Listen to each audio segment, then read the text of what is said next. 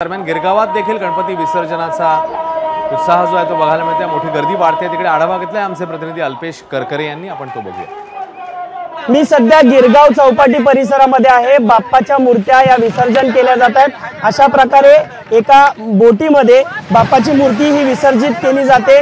या ठिकाणी मुंबई महानगरपालिकेच्या वतीने जीवरक्षक तैनात करण्यात आलेले आहेत। ते या ठिकाणी बाप्पाच्या मूर्त्या या विसर्जित करतायत।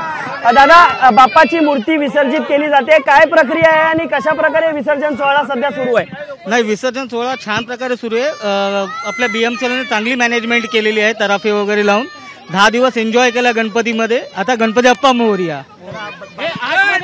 किस प्रकार से आप ये अंदर लेके जाते हैं और बाप्पा का विसर्जन होता है? वन टाइम में सर एक ही बार लेके जाएंगे, अंदर तक जाएंगे थोड़ा, उसके बाद विसर्जन हो जाएगा। तर आपण पाहतोय ही बाप्पाची मूर्ती आहे। 10 दिवस सेवा केल्यानंतर आज विसर्जन सोहळा पार पडतोय आणि या ठिकाणी अनेक कुटुंबीय आहेत, ते घरगुती गणेश मूर्त्या घेऊन आल्यानंतर या ठिकाणी अशा प्रकारे मूर्त्या या बोटीवर ठेवल्या जातात आणि त्यानंतर या ठिकाणी ही बोट फक्त जीवरक्षकांसह ही समुद्रात नेली जाते आणि बाप्पाचं विसर्जन होतं।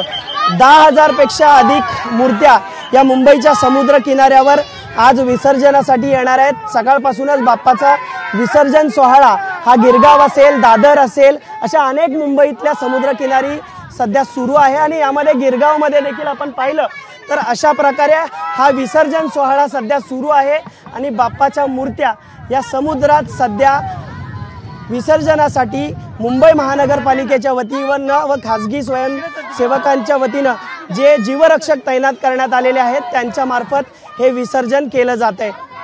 कॅमेरामन विनोद राजपूतसह मी अल्पेश करकरे, एबीपी माझा, मुंबई। एबीपी माझा, उघडा डोळे बघा नीट।